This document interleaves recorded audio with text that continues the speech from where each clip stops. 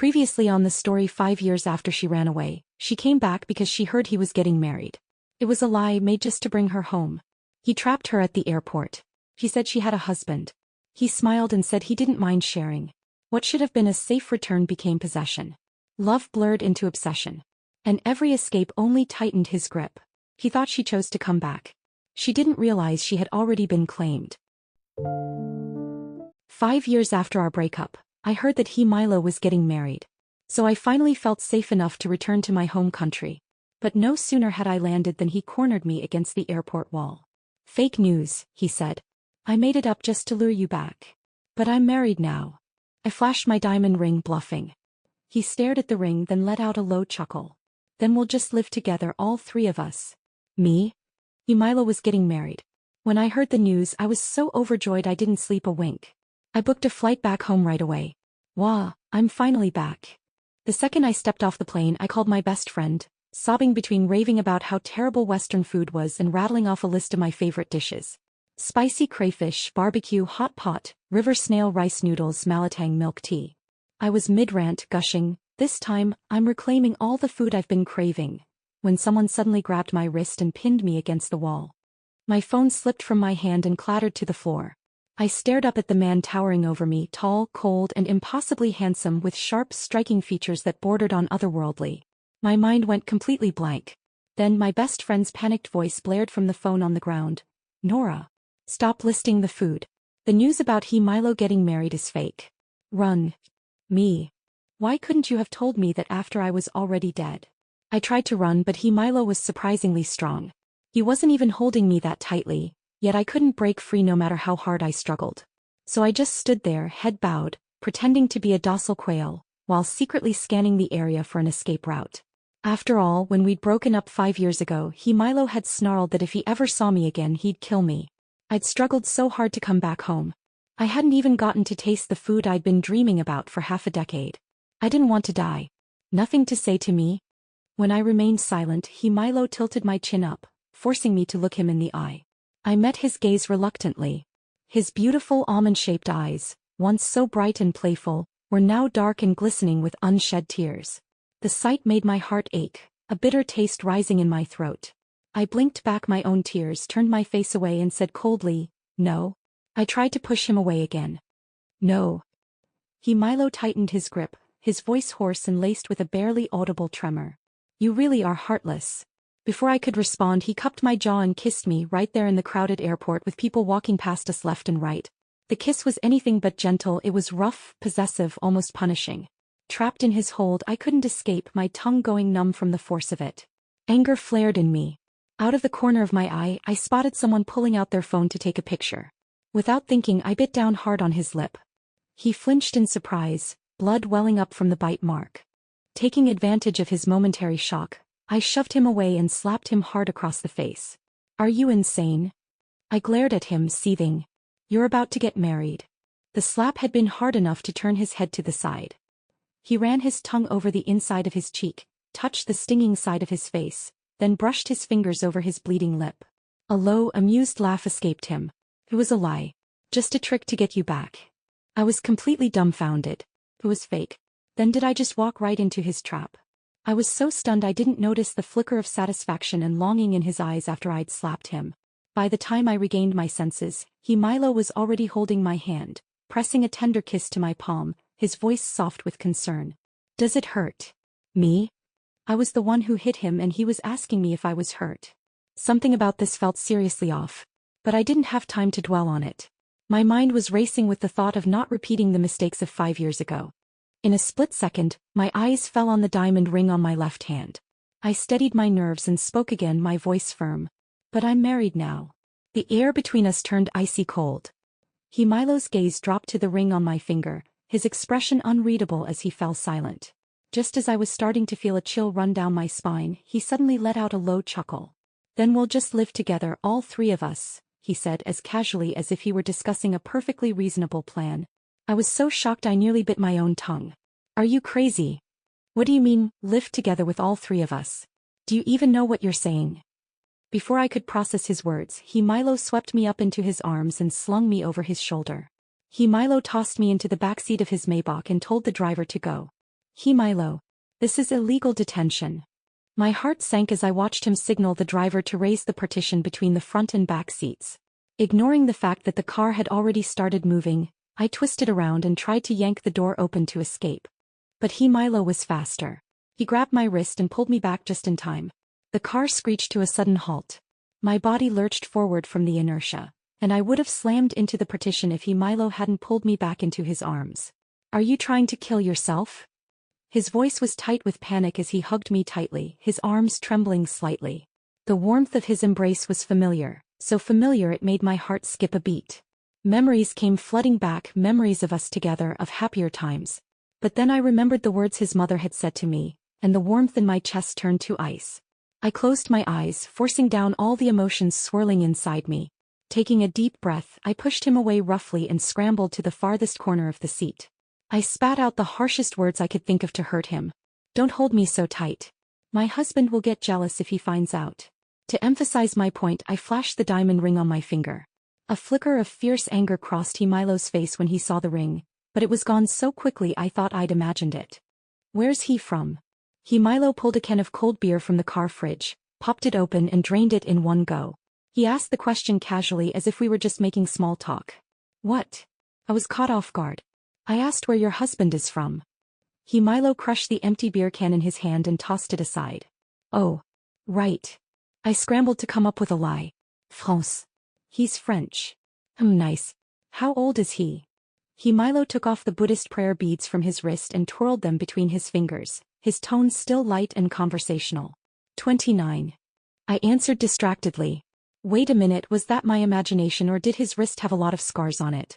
Good body. How tall is he? How much does he weigh? He Milo pressed on. My train of thought was interrupted. I replied, he has a great body. 6 feet tall and weighs 165 pounds. I was still staring at his scarred wrist, so I didn't notice the way his voice had sped up, his questions coming faster and faster. How did you meet? He Milo asked immediately. I racked my brain for a plausible story, pausing for a second before continuing my lie. He lost his wallet and I lent him some money. Then. I didn't get to finish my sentence. He Milo cut me off. What about his family? He has parents and a younger sister. My voice started to falter. There was something about the intensity of his gaze that made me nervous, like he could see right through my lies. He bombarded me with more questions. What's his favorite food? Where did you go on your first date? What movie did you watch? Where do you like to hang out the most? What are his hobbies? What's his favorite position in bed? The questions got more and more personal, more and more tricky. I was starting to panic under his relentless interrogation when he asked again, how old is he? 28. I blurted out without thinking. Height and weight. He Milo fired back instantly. 6'1". 140 pounds. As soon as the words left my mouth, I saw he Milo's fingers stop twirling the prayer beads. He let out a low laugh and raised an eyebrow, a knowing smirk playing on his lips. Nice body indeed. Me? Wait a second, did I just mess up? I was still trying to figure out where I'd gone wrong when he Milo gently took my hand, slid the fake diamond ring off my finger and replaced it with a cushion-cut pink diamond ring that looked like it weighed at least a few carats. Before I could react, he rolled down the window and tossed my original ring out into the street. Pie ring. I cried out in distress. It was only worth 100 grand, but that was still my money. I lunged forward instinctively to save it, but it was already gone. Throwing yourself into my arms, huh? He Milo wrapped his arms around me, pulling me close as I stumbled into his chest. He looked down at the pink diamond ring on my finger, his eyes filled with delight. Looks good on you. Wear it for fun. I'll get you an even bigger one next time. Me? Was this guy even speaking human language? I recognized that pink diamond ring. It had made headlines 3 years ago when it sold at a Hong Kong auction for a staggering 470 million yuan to an anonymous buyer. I'd seen the news by chance and remembered it because of the ridiculous price tag. I never would have guessed he Milo was the one who bought it. And I definitely never imagined he'd hand me a 470 million yuan ring and tell me to wear it for fun. He Milo dragged me back to Royal View Bay by force. This was the place we'd lived together when we were still dating. The second I stepped into the villa, memories of those 3 years came flooding back like a tidal wave. We were both so young and reckless back then, we'd made love in every corner of this house. The thought of those passionate, carefree moments made my face burn with embarrassment. What do you want to eat? He Milo took off his suit jacket, knelt down by the shoe cabinet and pulled out a pair of pink rabbit slippers. He slipped them onto my feet, then put on his own pair of gray wolf slippers. I recognized these slippers. We'd bought them together at the supermarket as a couple's set. It had been 5 years and they were still here. My pair looked practically brand new, well preserved. But his pair was worn out, scuffed at the edges, proof that someone had been wearing them every single day for the past 5 years. My eyes stung, a lump forming in my throat. "Why aren't you talking?" Milo washed his hands, then ruffled my hair gently and led me to the sink to wash my hands too. He washed my hands carefully, just like he used to do when we were together. My eyes burned even more. I reminded him sharply. "Milo, we broke up 5 years ago." I pulled my hand out of his and hid it behind my back, refusing to let him touch me again. "How about spicy crayfish for dinner?" Milo grabbed a few paper towels, dried my hands for me, and asked as if he hadn't heard a word I said. "You just got off the plane, too much spicy food isn't good for you right now. I'll make crayfish tonight, plus a few of your favorite dishes. We can have barbecue, hot pot and malatang tomorrow." As he spoke, Milo tied on a pink apron, the one I'd bought, picked specifically in my favorite shade of pink, even though he'd never let me set foot in the kitchen before. Memories flooded my mind like water bursting through a dam. Tears streamed down my face uncontrollably and I turned to run. But Milo was faster. He wrapped his arms around me, lifted me onto the dining table and pinned me in place. "Don't want crayfish? Then hot pot. Or river snail rice noodles." Milo wiped my tears away gently, but more just kept flowing. "I'm leaving here." I turned my face away, refusing to let him touch me again, my voice cold. "Impossible. Not unless I'm dead." His tone was calm, but I could hear the unshakable resolve in his words. "But we were never meant to be together." I looked him straight in the eye, every word a deliberate stab to his heart. "You asked me earlier what my favorite position was with my husband. I'll tell you now, I love being on top when I'm with him." I'm impeached. I'd meant to anger him into throwing me out, but my words were cut off as Milo grabbed the back of my head and crashed his lips onto mine. This kiss was urgent, fiery, even more intense than the one at the airport, as if he was trying to prove something. I was gasping for air by the time he pulled back slightly, letting me catch my breath. Seizing the chance, I pushed him away and slapped him hard across the face. I'd put all my strength into that slap, my fingertips tingled with the force of it. A bright red handprint bloomed across Milo's cheek, stark and shocking. But he didn't look the least bit angry. He took my hand in his, pressed a tender kiss to my reddened fingertips and praised me with a grin. "Baby, you've got quite the punch." I stared at him as he fetched a tube of ointment and carefully applied it to my fingers, convinced the man had lost his mind. Milo locked me up in the villa, confiscating all my communication devices. No matter what I tried, he refused to let me leave. So I went on a hunger strike. I dumped every carefully prepared meal he made straight into the trash, right in front of his eyes. He tried having a doctor force-feed me nutrient injections, but that only made me hurt myself in protest. In the end he caved. But if I wouldn't eat, he wouldn't eat either. "It's all right," Milo said calmly as he wiped my hands clean with a warm towel. My hands had gotten dirty from throwing away the food. "If we can't share a bed in life, we'll share a coffin in death. I've already made all the arrangements." "You're completely insane." I was too weak from hunger to argue. I pushed him away and stumbled upstairs to bed. Milo followed me up shortly after.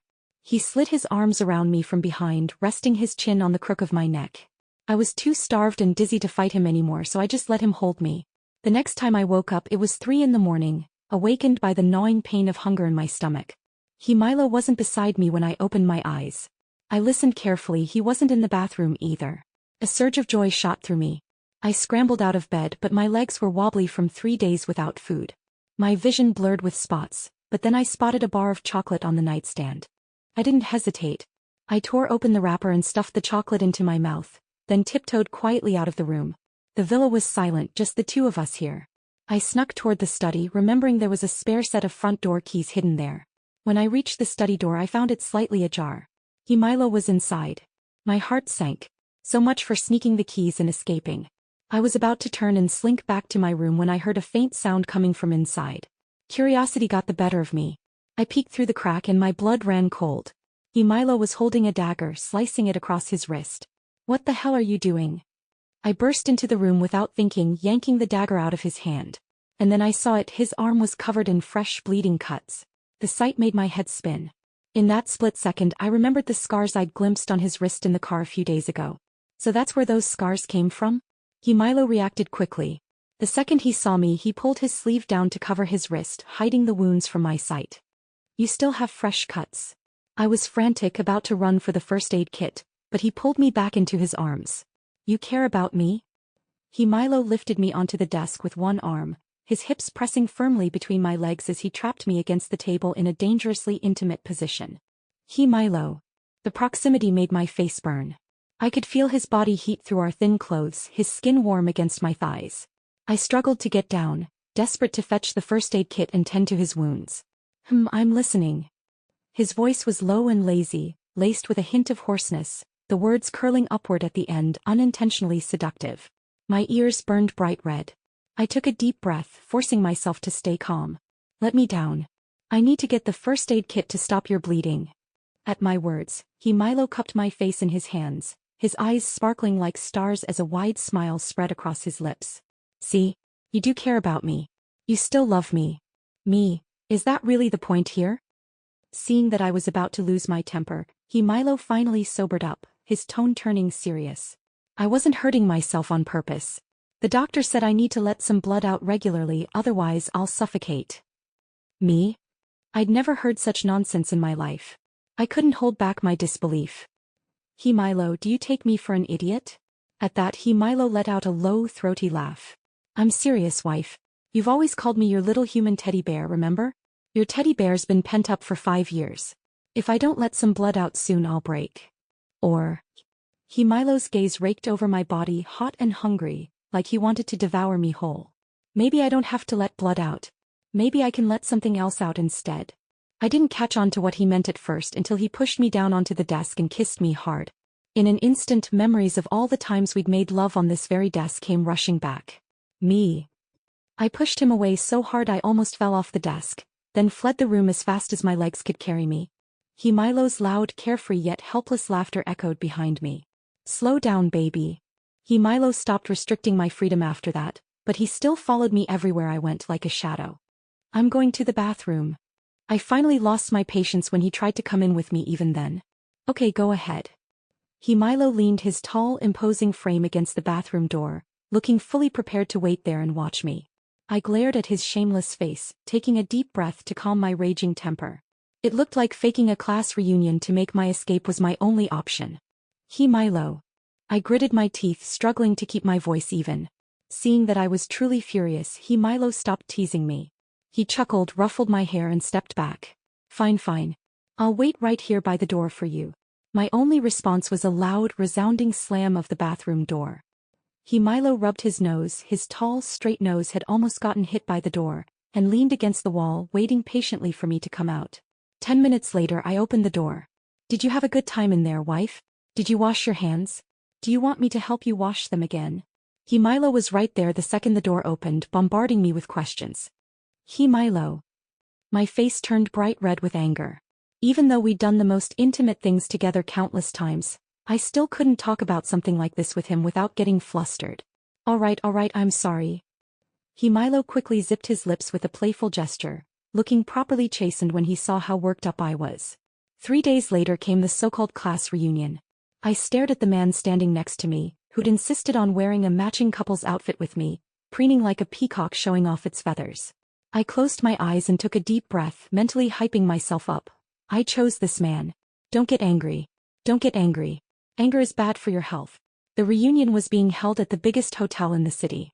Milo stuck to my side like glue the entire way there, until right before we entered the private room his phone rang. The caller ID read, Ms. Fu. Milo's mother's surname was Fu. The second he saw the name on the screen, irritation flashed across Milo's face. He hung up the call without hesitation. But the phone rang again immediately. Milo was about to turn his phone off completely when I stopped him. They're calling so urgently, maybe it's something important. Go take the call first. I'll go in and find our classmates and you can join me later. I gave him a gentle smile, one of the rare kind I'd offered him these past few days. Milo ignored his ringing phone, his eyes fixed on my face, on my earnest expression, and the faint trace of forced calm I couldn't quite hide. After a long moment, a faint smile tugged at the corner of his lips. All right, I'll take the call. You go on in first. Yes. I could barely contain my excitement at his unexpected compliance, until he poured cold water on my plans. Wife? Milo's smile widened, his eyes glinting with amusement. I'm just going to take the call right here by the door.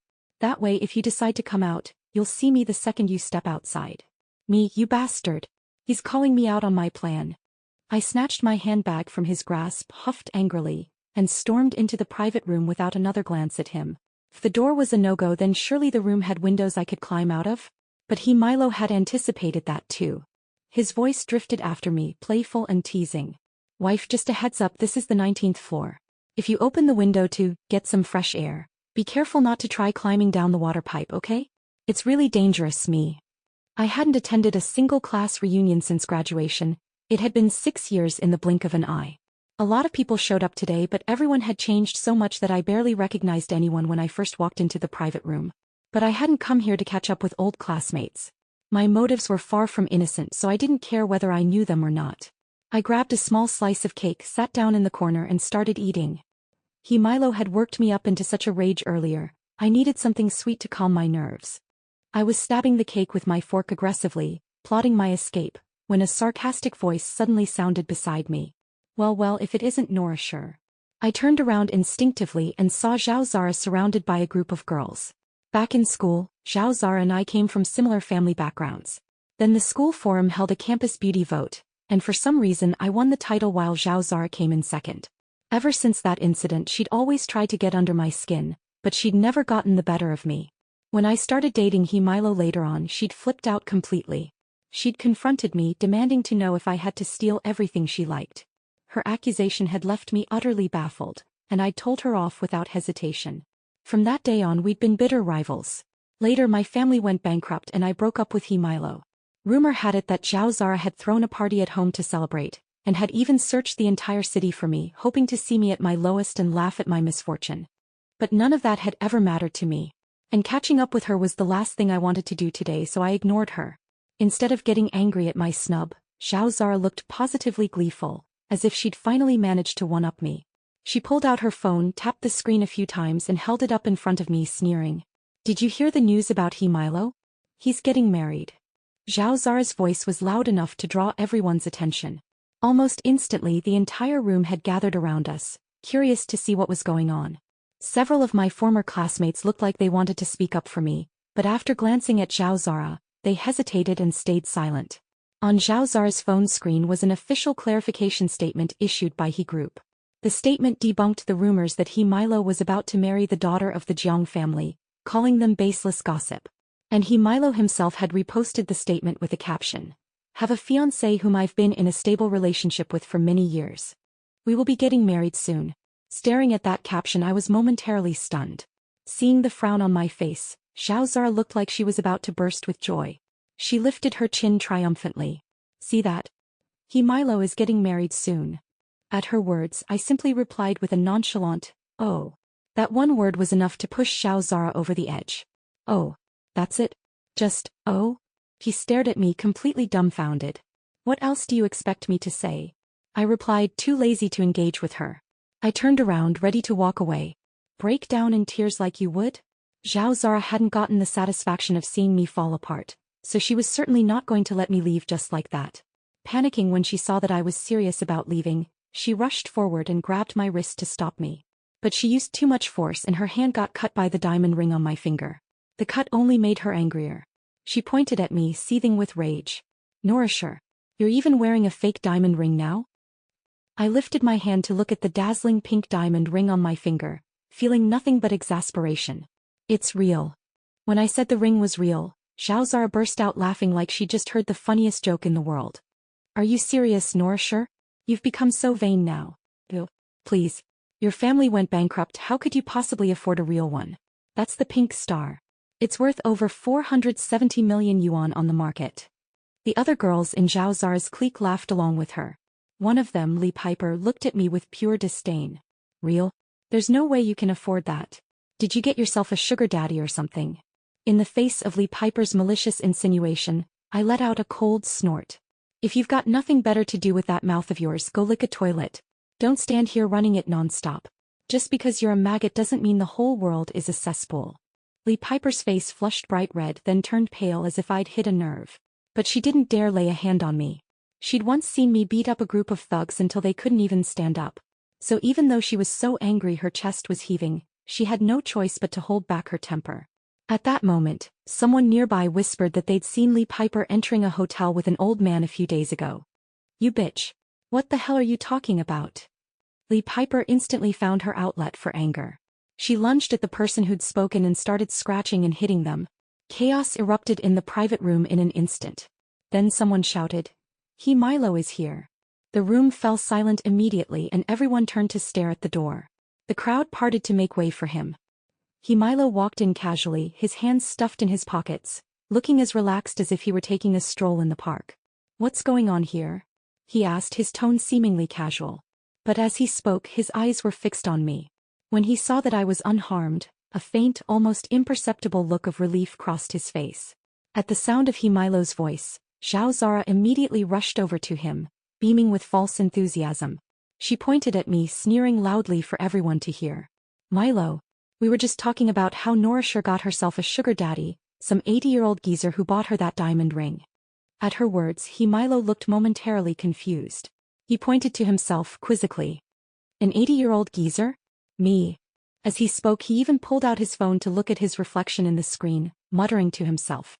"No way. I take such good care of myself. Do I really look that old? I'm only 1 year older than Nora, for God's sake." Zhao Zar was completely dumbfounded. She seemed unable to comprehend what Milo was saying, but she was terrified of misunderstanding him. She hurried to explain, flustered. "I didn't mean you're old. We meant the old man who bought Nora that ring. We said he's old." Hearing that, I pressed my lips together tightly, trying my hardest not to burst out laughing. After listening to Zhao Zar's explanation, Milo fell silent for a few seconds. Then he stepped forward, wrapped his arm around my waist and pulled me close to him. "Come on, wife. Let's get out of here. She's clearly not right in the head. Who knows if it's contagious. Let's go, let's go." Zhao Zara was stunned by the way Milo called me wife, and held me so affectionately as he prepared to leave. She blurted out the first thing that came to mind. "Milo, didn't you post that statement saying you have a fiancé? Then why are you calling Nourish your wife? Is she your mistress?" At Zhao Zara's words, Milo froze mid-step. His eyes turned icy cold in an instant, his gaze sharp and piercing as he stared at Zhao Zara, so intense that it made her stumble backwards several steps in fear. "Did you hit your head when you were born?" he asked, his voice dripping with disdain. "Was my statement not clear enough? I bought her that diamond ring.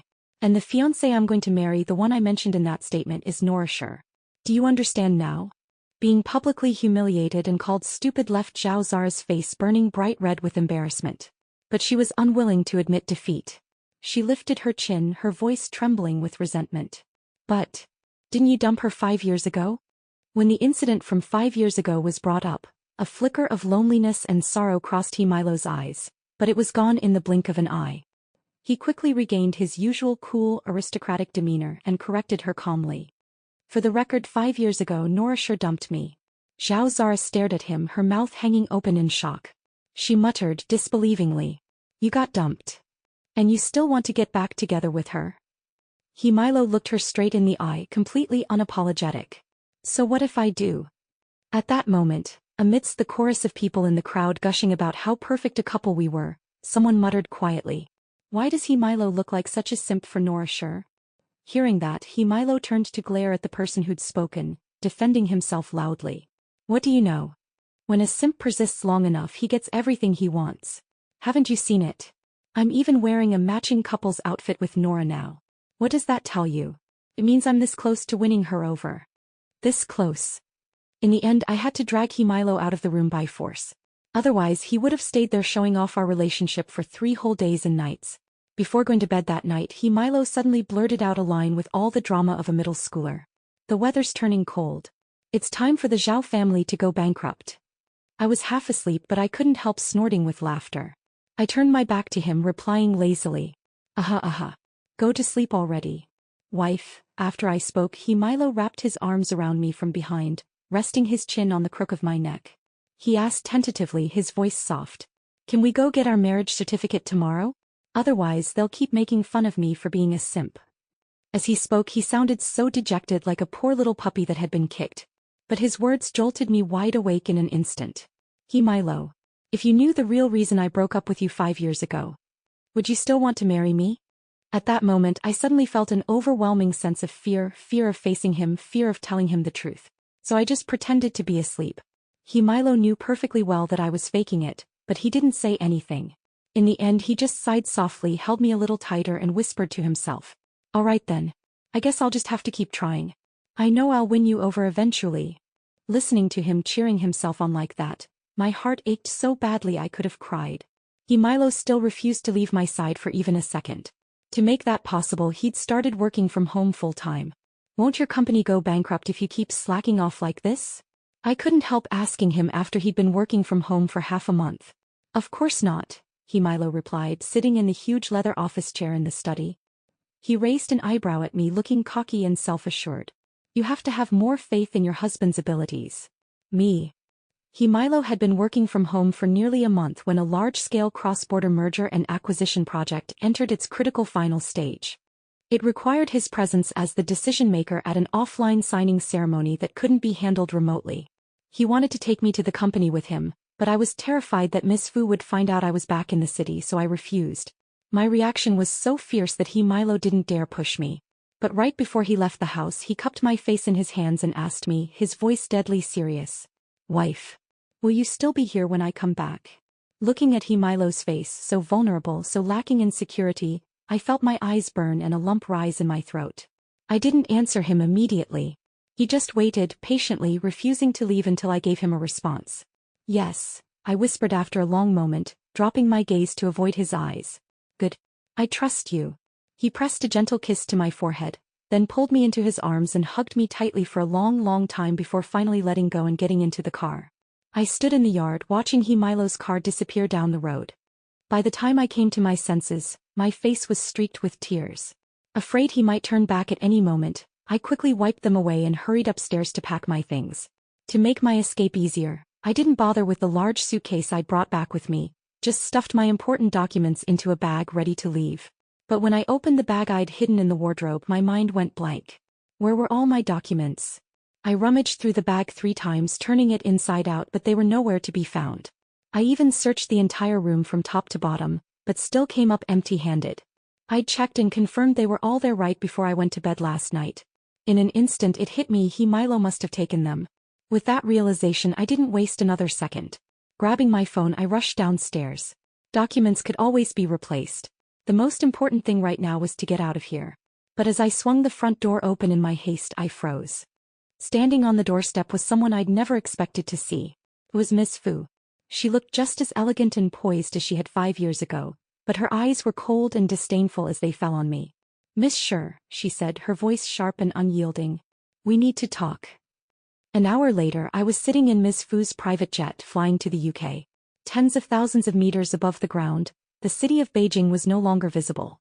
I leaned back against the leather seat, my eyes closed as tears silently streamed down my cheeks. This time I thought I probably won't ever come back. I'm sorry, Milo. I'm breaking my promise to you again. I returned to the small apartment I'd lived in while in the UK. After unlocking the door I didn't even have the energy to turn on the lights. Stumbling blindly into the bedroom, I collapsed onto the bed and fell into a deep, dreamless sleep. Or so I thought. My slumber was fitful, filled with nothing but nightmares. Nightmares all about Milo. I saw the scene from 5 years ago when we broke up. How he'd snarled that he'd kill me if he ever saw me again, only to drop to his knees a second later begging me not to leave. I saw him in the study, the dagger in his hand slicing across his wrist. I saw him at the class reunion declaring proudly that he was a simp for me, unashamed of his love. And finally I saw him right before he left for the company, his eyes full of vulnerability as he asked me if I'd still be there when he came back. These images swirled together, weaving a suffocating net around me, pressing down so hard I could barely breathe. I was trapped in this nightmare, drowning in my own guilt and regret, just as I had been for the past 5 years. I was jolted awake by the sound of the doorbell. When I opened my eyes my mind was still foggy, unable to tell dream from reality. My eyes were swollen and sore from crying, my head throbbed with pain, and my body felt as heavy as lead. I sat on the edge of the bed for a long time, my mind blank, before finally dragging myself to the door. I was still so disoriented from the nightmares that I didn't even bother to check who it was before twisting the doorknob and pulling the door open. The second I saw who was standing there, my brain short-circuited completely. It was Milo. He was still wearing the same suit he'd put on that morning, but it was no longer crisp and wrinkle-free, it was crumpled as if he'd been wearing it for days. His neatly styled hair was messy, sticking up in all directions. His beautiful almond-shaped eyes were bloodshot, dark circles hanging beneath them like bruises, and he looked utterly exhausted, nothing like the cool, composed man he usually was. When his eyes landed on me, safe and sound, a wave of relief washed over his face. Then his expression hardened, his eyes turning red with anger as he glared at me, his voice trembling with rage. "Norasher, you little liar." The tears I'd been holding back spilled over the moment he said my name, big fat drops rolling down my cheeks. "Don't think crying will get you out of this," he snapped, but his tone softened the second he saw my tears, even though he tried to sound fierce. "This time I'm not going to forgive you so easy." His words died in his throat. Because I'd thrown myself into his arms, clinging to him tightly as I burst into tears, sobbing my heart out. All right, don't cry." His voice softened completely, his arms wrapping around me in a gentle, reassuring embrace. "I was just teasing you, baby. I'd never really hurt you." But the more he comforted me, the sadder I became, until my sobs turned into hyperventilating gasps. 5 minutes later, I pulled the plastic bag away from my face, sniffling awkwardly. I'd worked myself up so much I'd triggered a case of hyperventilation syndrome. "Now you're feeling guilty?" Milo asked, pinching my cheek lightly, his jaw clenched. "Norasher, I swear the next time I should just chain you to my waist and take you everywhere I go. That way, I won't have to worry about you running off the second I turn my back." I hung my head, too ashamed to argue back. Just then the doorbell rang again.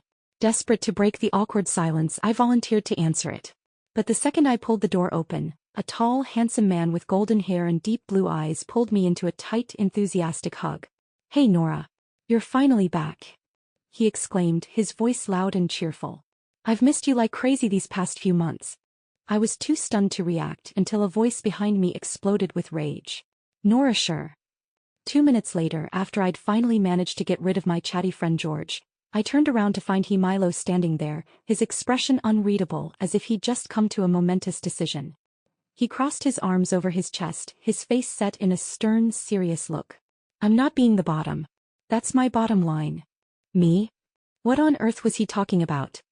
Milo insisted on staying, and I didn't have the heart to turn him away.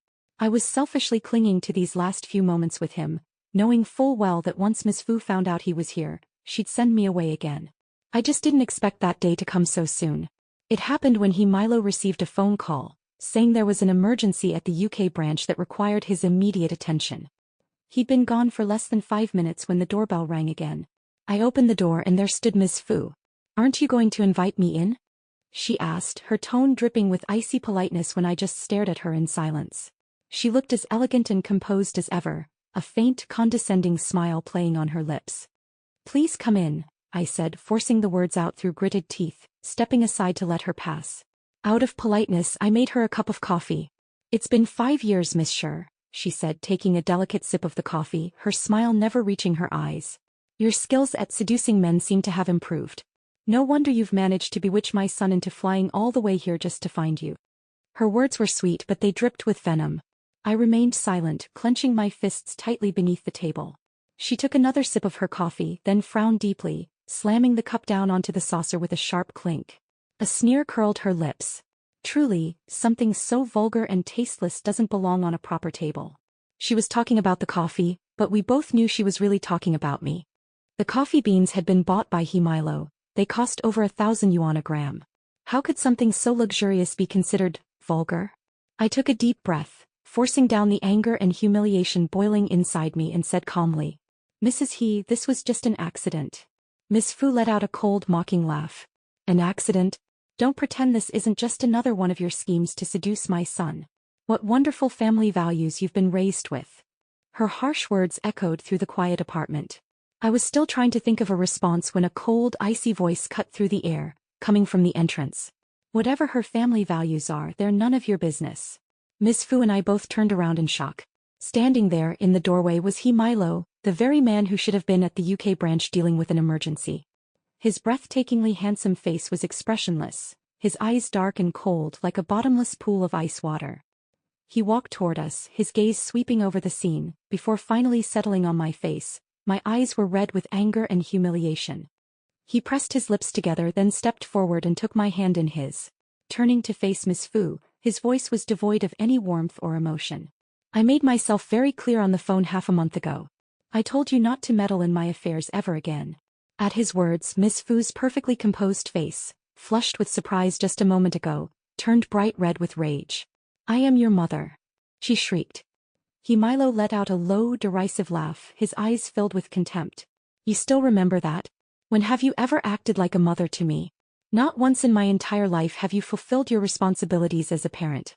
So what gives you the right to interfere in my life? He tightened his grip on my hand, lacing our fingers together, his voice now cold enough to send chills down one's spine. Especially when it comes to her. What right do you have to judge her? To meddle in our relationship? Being publicly humiliated like this by her own son made Miss Fu's face twist with rage. She pointed a trembling finger at me, her voice shrill and distorted with anger. You're defending her like this? After everything she did to you? Milo's expression remained calm and unwavering, his actions speaking louder than words as he squeezed my hand tightly. Letting go of my hand was not an option. Miss Fu's eyes burned with fury at the sight of our intertwined hands. Do you know why she broke up with you 5 years ago? She screamed at Milo, jabbing her finger in my direction. My breath caught in my throat the second the words left her mouth. My hand trembled almost imperceptibly in Milo's grasp, and I dropped my gaze, unable to look him in the eye. I even tried to pull my hand away from his, suddenly terrified of what would happen when he learned the truth. The thought of his reaction was enough to make my tears threaten to spill over once more. Seeing my reaction, Miss Fu smiled triumphantly, a cold, cruel smile. But her smile faltered, freezing on her face the next second. Because Milo spoke, his voice calm and steady. I know. My head snapped up, my eyes wide with shock as I stared at him. He knew. He knew why I'd left him 5 years ago. Miss Fu looked equally stunned, her mouth hanging open in disbelief. You knew? Yes. Milo said, his tone completely flat without a hint of emotion. I knew. You knew she took my 5 million yuan and then dumped you like a piece of trash? Ms. Fu screeched, her voice rising to a hysterical pitch. Milo simply nodded. Ms. Fu looked like a deflated balloon, her face pale with shock as she stared at her son in disbelief. Back then you were at your lowest, your father had just passed away, the company was on the verge of collapse, you had no one to turn to. And she left you for money. How can you still love her after that? Milo paid no attention to her attempts to provoke him, his grip on my hand never loosening for a second, preventing me from pulling away. Why don't you tell the whole story?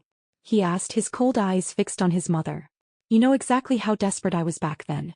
So why did you choose that exact moment to force the woman I loved more than anything to leave me? What are you talking about? Ms. Fu spluttered, her eyes darting nervously around the room, unable to meet Milo's piercing gaze. Milo let out a bitter laugh. Do you really think I don't know what you did? That you threatened Nora? That you told her if she didn't take the money and disappear from my life forever, you'd hurt her parents? Do you think I don't know you told her I needed a wife from a wealthy, influential family, someone who could help me save the company, not a bankrupt, worthless nobody like her? I didn't say anything before because I wanted to keep what little was left of our mother-son relationship intact. I wanted to give you some dignity. 5 years ago when my father died and the company was in chaos, when I was completely alone and helpless, you didn't lift a finger to help me. Instead you drove away the only person who could have given me strength. You colluded with your brother, plotting to kick me out of the company and seize control of he group for yourselves. He paused, his voice dropping to a whisper, cold and sharp as a blade. Tell me, after everything you've done, do you really think you deserve to be called a mother? Milo's words were like a knife, cutting through the carefully constructed facade of the loving, doting mother Ms. Fu had always presented to the world. Her face turned bright red with shame and anger.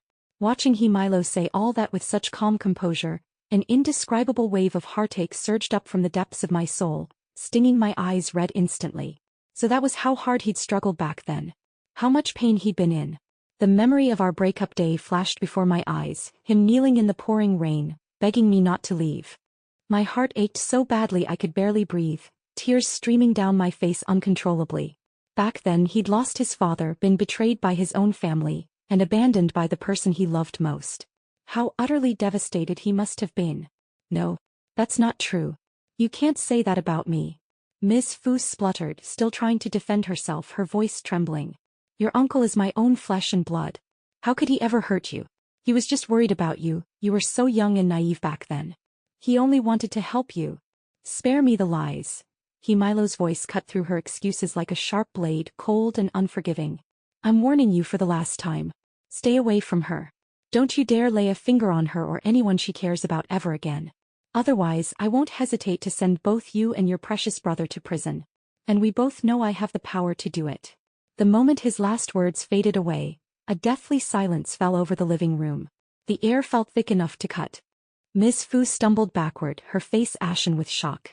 She stared at her son, her lips trembling as if she couldn't believe what she was hearing. Her eyes blazed with such venomous hatred they looked like they could kill. You ungrateful traitor! She shrieked, her voice cracking with rage. Go to hell with that scheming bitch. You'll regret this for the rest of your life. Mark my words. She spat out the most vicious curses she could think of at her own son. But Milo acted as if he hadn't heard a single word. He just said calmly, "Oh, and one more thing, since you love sending people overseas so much, why don't you stay there permanently?" With that he called out to the bodyguards who'd been waiting outside the door. They immediately stepped in and escorted her out. Her shrill screams and curses grew fainter and fainter until they finally disappeared completely. The living room was now empty except for Milo and me. For a long moment the silence was so heavy it felt suffocating. "I'm sorry," Milo said softly, brushing a strand of hair away from my cheek and tucking it behind my ear. All the icy anger had vanished from his voice, leaving only tenderness in its wake. "I'm sorry you had to go through that. I'm sorry she hurt you." His tone was as gentle as ever, but it only made my tears fall harder. My throat felt tight like it was clogged with cotton and I couldn't speak for a long time. When I finally found my voice, it was nothing but a choked whisper. "When did you find out everything?" At my question, Milo's hand paused mid-motion as he wiped a tear from my cheek. "Before I made up that fake engagement news to lure you back home." His words made everything click into place in my mind. 5 years ago Miss Fu had forced me to leave Beijing with that 5 million yuan. She'd made me swear that I would never return until Milo got married, otherwise she'd make my parents disappear without a trace. After that she'd arranged for me to go abroad. She'd had people move me to a different place every few months, which was why Milo had never been able to find me all these years. So that was why he'd said those things to me at the airport. He'd known the truth all along. Realizing that, I suddenly didn't know how to look at him. How to face him. Sensing my sudden silence, Milo quickly changed the subject, his voice slightly hoarse, tinged with a hint of helpless amusement. "Why did you just stand there and let her insult you like that? Where was all that fire you usually have when you're yelling at me, huh? You little heartless thing, you only ever dare to be fierce with me, don't you?" He pretended to be annoyed, tilting my chin up with his fingers and nipping my lower lip lightly as a playful punishment. "Next time someone makes you upset or hurts you, fight back. Don't hold back. I've got your back. Always." His words broke the dam holding back my tears all over again. This kind of unconditional, boundless love, this kind of unwavering support, it was enough to make anyone drown in it. To lose themselves in it completely. "Stop crying, baby," Milo murmured, his voice thick with emotion as he wiped away my tears with his thumb. His gaze was dark and intense, his Adam's apple bobbing up and down as he stared at me. "You have no idea what you do to me when you cry like this." "Me?" My tears stopped abruptly. My eyes flew wide open, staring at him in utter disbelief. How on earth could he say something like that with such a straight face? Did he think this was appropriate? Seeing the shocked, stunned look on my face, Milo let out a low, amused laugh, his eyes crinkling with delight. He leaned in and pressed a soft kiss to my forehead, his voice warm and reassuring. "All right, I'm done teasing you. Pack your things. We're going home." "Wait a minute," I said, snatching the tissue from his hand and wiping my own tears, sniffling slightly. "I need to go say goodbye to George first." At the mention of George's name, Milo instantly tensed up, his eyes narrowing with suspicion. "I'm coming with you." I looked at him, dressed in a perfectly tailored suit, exuding an air of cold, refined elegance, and hesitated for a moment. "Maybe you shouldn't. He's always had a thing for guys like you." Milo. On the day of our wedding, Milo was so happy he looked like he'd just won the greatest battle of his life. Whenever someone came over to toast us and said the usual blessings, "May you grow old together in happiness," or "May your love last forever," he downed his drink without hesitation. By the end of the wedding banquet he was completely and utterly drunk. "Goodbye, sister-in-law." A few of Milo's childhood friends helped him back to our wedding suite, then said their goodbyes politely to me. "Thank you for everything today," I replied with a smile, nodding politely at them. "You must be exhausted." I just closed the door behind them when I noticed that one of them had left his phone on the coffee table. Without a second thought, I picked up the phone and opened the door again, planning to run after them and return it. But as soon as I stepped out into the hallway, I heard their voices drifting over from a distance. Finally, Milo's got his happy ending after all these years. Tell me about it. I'll never forget how scared we were 2 years ago. He swallowed an entire bottle of sleeping pills. We almost lost him. I still remember the first thing he said when he woke up in the hospital. He told us to find him a psychiatrist. He said he had to stay alive, he had to wait for Nora to come back. Just thinking about it still makes my heart ache. Growing up with a mother like that. Milo's been through hell and back. But thank God everything's finally turned out okay for him. Oh, the elevator's here. Their voices faded away as they stepped into the elevator and the doors closed behind them. I leaned against the doorframe, my hand clamped tightly over my mouth to muffle the sob that threatened to escape. My whole body was trembling. Milo. He had depression. In that instant, the memory of him in the study holding that dagger, slicing it across his wrist, came crashing back to me. It hadn't been some ridiculous doctor's order about letting blood out regularly. It had been a suicide attempt. A cry for help. A symptom of his depression. Realizing that, my heart felt like it was shattering into a million tiny pieces. What are you doing out here crying? A slurred, unsteady voice pulled me out of my thoughts. Milo stumbled out of the bedroom, clearly still drunk. But the second he saw me crying, most of the alcohol seemed to clear from his system. He rushed over to me, tripping over his own feet in his hurry, and pressed his hand to my forehead, his voice thick with worry. Are you sick? Do you have a fever? I'm fine. I shook my head, wiping away my tears and taking his hand away from my forehead. Gently, I rolled up the sleeve of his shirt, revealing the crisscrossing scars that covered his arm. Don't look at them, Milo said instinctively, trying to pull his arm back and cover the scars up with his sleeve. But I didn't let go. Lowering my head, I pressed a soft, gentle kiss to each and every one of those scars. My tears fell onto his skin, mixing with my kisses. Don't hurt yourself anymore, I whispered, pouring all my love and pain and hope into those words, my voice steady despite the way my heart was breaking. Whatever happens from now on, whatever struggles we face, we'll face them together. As long as we're together, we can get through anything. I looked up at him, my eyes shining with tears, and smiled through my sobs. Milo, I love you. I love you so much. More than words could ever say. Hearing me say that, tears instantly welled up in Milo's eyes. He pulled me into his arms, holding me so tightly it felt like he was trying to merge our bodies into one. He nodded vigorously, his voice choked with emotion as he buried his face in the crook of my neck. Thank you, he whispered over and over again, his hot breath fanning my skin. Thank you for loving me. Thank you for coming back to me. Thank you for saving me.